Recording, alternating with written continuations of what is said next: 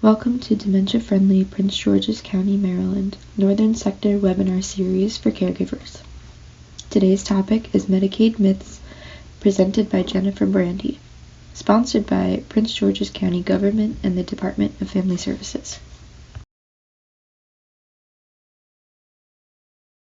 Okay, let's take a look. Myth number one, Medicare will pay for long-term care. So Medicare and Medicaid are two very distinct federal programs. Medicare will pay for skilled care for the first 100 days that somebody is in a rehab facility. And that's it. It's just 100 days. That clock can get restarted somewhere along the way if there is like a long break in between the need for skilled care. But generally speaking, Medicare only pays for the first 100 days. And it's a little tricky because it's not a full reimbursement at 100% during those 100 days. For the first 20 days, it is certainly 100% paid. But then for the next 40 and then the last 40, the percentage that Medicare pays actually goes down. So having those supplemental healthcare insurance policies are really helpful because it usually picks up the remainder that Medicare doesn't cover. If someone does not have a supplemental plan, then sometimes what I do is I help families get the Medicaid long-term care benefit in place a little bit sooner, because that copay, so to speak, where Medicare does not pay, can get pretty pricey by the day. So just another myth that tends to be out there, and folks often use Medicare and Medicaid interchangeably, but they're very two distinct federal benefits. And excuse me, and the states, like Maryland, for example, they agree to accept Medicaid, so it is also a state program where they develop their own rules and administer the program in accordance with federal rules. So that is myth number one. Myth number two, I have too much money to qualify for Medicaid. So this is a good place to talk about, how does one even qualify for Medicaid long-term care? If I've got money, then there's no way I'm going to qualify. So I'll just explain the rules so everyone has a little bit of background about it. And again, this is Medicaid, the long-term care benefit. This has nothing to do with Medicaid insurance, which is an entirely different benefit. So for Medicaid long-term care, the rules are different if you're a single individual versus a married couple. So for a single individual, someone who's not married or divorced or widowed, they can only have $2,500. So that's really not a lot of money. And that is the total of all assets. It is the total of bank accounts, stocks and bonds, investment accounts, IRAs, life insurance policies with a cash value. There are whole life policies that have cash values. All of that is totaled up. And anything above $2,500 has to be spent down. We'll talk about the spend down a little bit more, but I just kind of want to give you the basic rules right now. So that's the threshold financially for a single individual, $2,500. For a married couple, the limit is $154,000 roughly. It changes each year. It just changed in January, but it's about $154,000. So again, that's not a whole lot of money if you're in your golden years and this, you're living off retirement. So it's pretty scary to think that over that amount would have to be spent down. But you can have total assets that are above these threshold amounts. You can have assets above $2,500 and assets above $154,000 as a married couple. And that's where I come in during a crisis planning period. So normally families contact me when the need for the benefit is like right now or next month.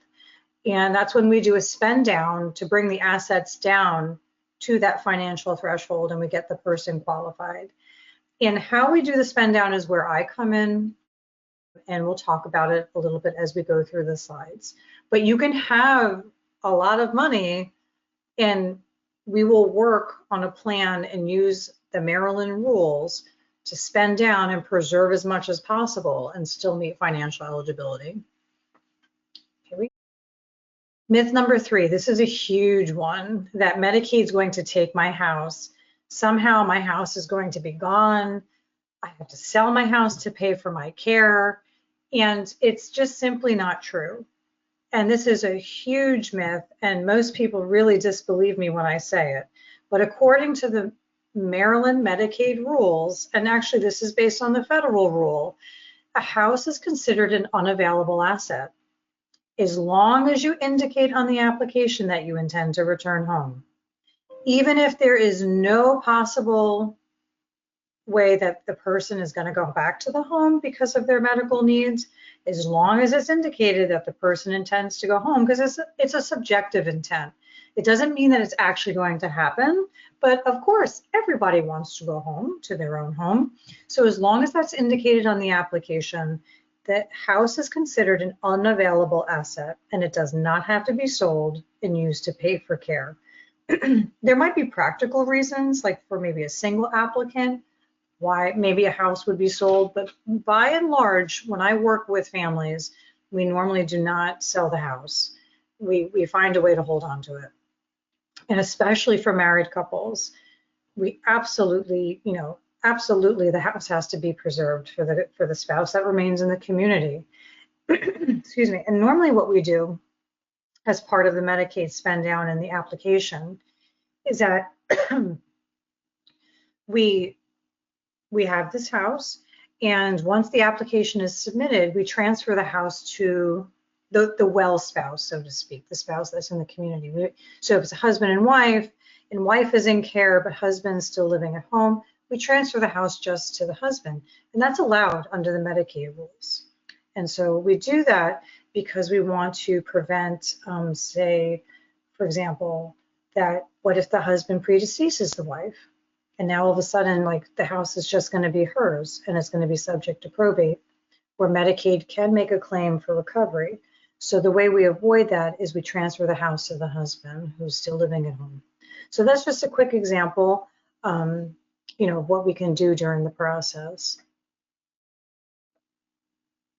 Myth number 4, a trust will protect my money. So yes and no. A revocable trust, a revocable living trust, is not going to protect the assets from Medicaid scrutiny, so to speak.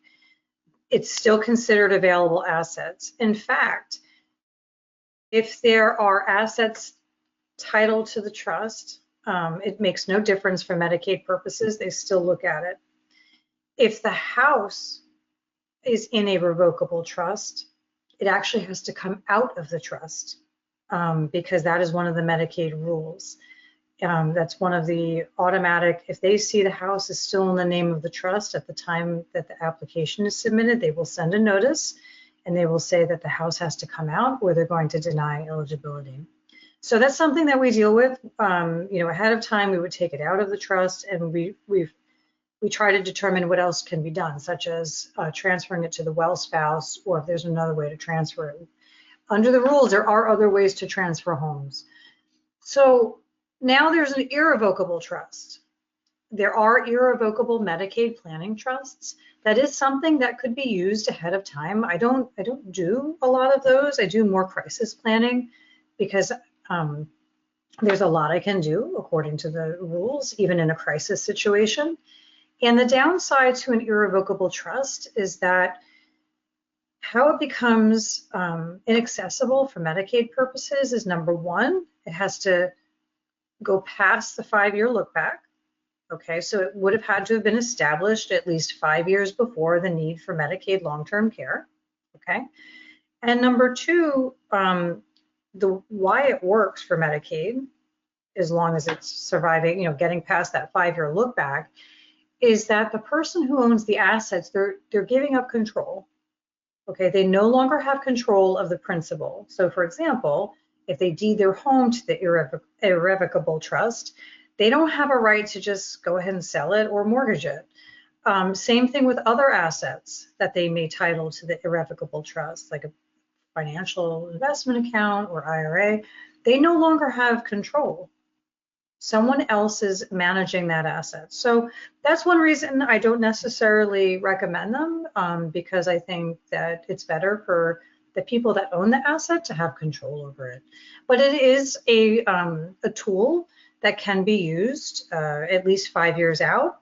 Maybe if there's like a beginning dementia diagnosis or Alzheimer's, and this is an early diagnosis, and maybe someone wants to do some pre-planning and they're comfortable with doing this. Maybe they have like an adult child that they really trust and they're okay with an irrevocable trust.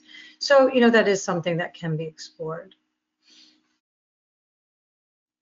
Myth number 5, I must spend all of my money on the nursing home before I qualify for Medicaid. So I do have people that come to me and they have a loved one in care, and they've been told this by the nursing home or the long-term care facility. And yes, you can spend all your money on private paying for the long-term care facility, but I sort of believe, why would you do that when we can do other things under the Medicaid rules? So I would prefer to try and preserve the assets to the utmost extent under the rules, as opposed to just simply paying the assets every month to the nursing home. Because if you look at how many assets you have, you total it up, you figure out how much you have, and then you look at the cost of monthly nursing home care, which on average is between about $12,000 and $15,000 a month, you're going to deplete those assets really quickly. So I'm of the mind that let's preserve as much as we can in other directions using the rules. And instead, rather than just simply spending it on the nursing home. Myth number 6, I can put all my money in my spouse's name and qualify for Medicaid. So unfortunately, that is just simply not true. At the time of application, when there's a married couple and one of the married couple needs the Medicaid long-term care benefit, Medicaid looks at their assets as one pot of money. So, and only at the first time of application. When there is a yearly redetermination, Medicaid will never look at the well spouse again. That's kind of relieving, and it's very helpful. But at the time of the initial application, Medicaid looks at the total of the married couple's assets. It does not matter if some assets are titled to wife and some to husband and some are joint. It is one pot of money. It's the same thing with life insurance policies, IRAs that may be single titled with one person's name. It is one pot of money. So it's really important to know that. The only thing that's allowed is to move the house over to the well spouse. That can be done, and it's not considered like a transfer subject to a penalty. But otherwise, Medicaid looks at the total assets for the married couple. Okay, myth number 7, I cannot qualify for benefits for 5 years after I transferred assets. So what this is really talking about is, we transferred assets. Like we had a son who was going through a divorce and we gave him some money, and we were helping out our adult daughter and we gave her $50,000 for a down payment on a house. And, so people are living their lives, they are spending their money, transfers were made, but it doesn't mean that you're not going to qualify. What matters is, was the transfer made for the purpose of qualifying for Medicaid? Was money being gifted for the purpose of trying to qualify for Medicaid long-term care? People live their lives, they spend their money. Most things can be explained. Usually we do that through affidavits and it's no problem. So, transfers can be made in the 5-year look back.